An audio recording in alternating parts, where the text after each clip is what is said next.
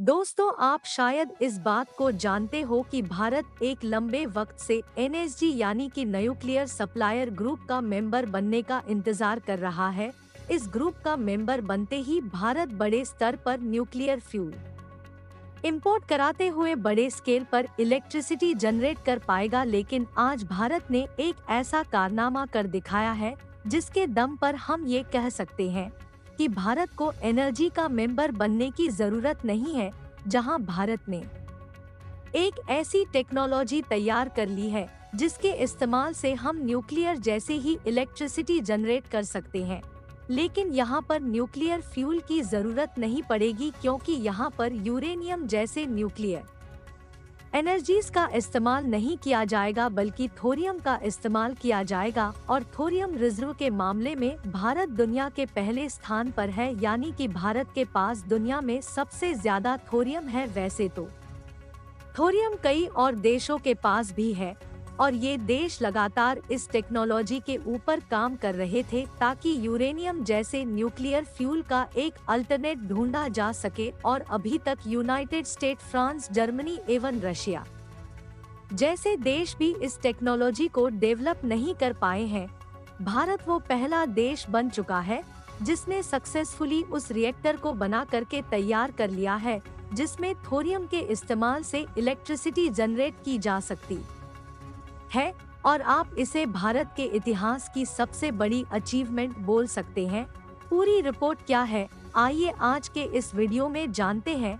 बस हमें सपोर्ट करने के लिए इस वीडियो को छोटा सा लाइक और चैनल को सब्सक्राइब जरूर कीजिएगा। दोस्तों, अगर सिंपली बात की जाए एनएसजी यानी कि न्यूक्लियर सप्लायर ग्रुप का मेंबर बनने की, तो इसके लिए आपको पहले एनपीटी साइन करनी होगी। और एनपीटी साइन करने का मतलब यह है कि अब आप भविष्य के अंदर किसी भी न्यूक्लियर वेपन को टेस्ट नहीं कर सकते हैं।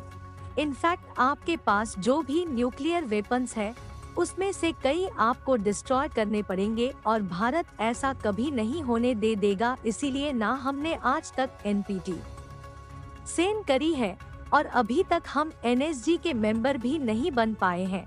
और सिर्फ इतना ही नहीं, बल्कि कई बार अलग अलग देशों ने जो न्यूक्लियर फ्यूल की सप्लाई करते हैं वह सहमत हो गए कि भारत को एनर्जी का मेंबर बनाया जाए। लेकिन फिर चाइना टांगड़ा देता है कि भारत के साथ साथ पाकिस्तान को भी एनर्जी का मेंबर बनाया जाए। और पाकिस्तान के हाथ में अगर ओपनली न्यूक्लियर फ्यूल दे दिया गया तो पाकिस्तान इसका किस तरीके से इस्तेमाल करेगा यह हम सभी जानते हैं।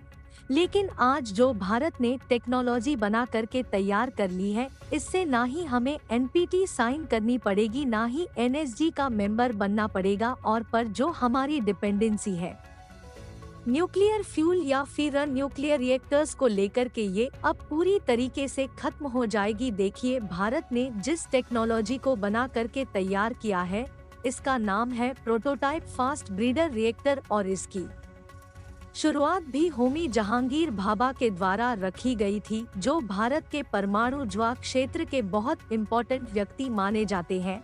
और आज इतने सालों बाद फाइनली भारत ने इस टेक्नोलॉजी को सक्सेसफुली बना करके तैयार कर लिया है। देखिए, अगर ब्रीफ बात की जाए इस टेक्नोलॉजी में क्या होता है, तो जैसे नॉर्मली यूरेनियम के इस्तेमाल से इलेक्ट्रिसिटी जनरेट की जाती है, तो यूरेनियम को दो पार्ट्स में तोड़ा जाता है। पहले का पार्ट सेकंड स्टेज में पहुंच जाता है, लेकिन जो बचा हुआ एक दूसरा पार्ट है उसके इस्तेमाल को यूटिलाइज करने के लिए ही हमें स्टेज 2 सेटअप करना पड़ेगा। और यहीं पर इस स्टेज 2 में ही हम आसानी से थोरियम का इस्तेमाल कर सकते हैं, यानी कि बहुत कम यूरेनियम के इस्तेमाल से हम थोरियम को मिलाते हुए एक लार्ज अमाउंट में पावर जनरेट कर सकते हैं।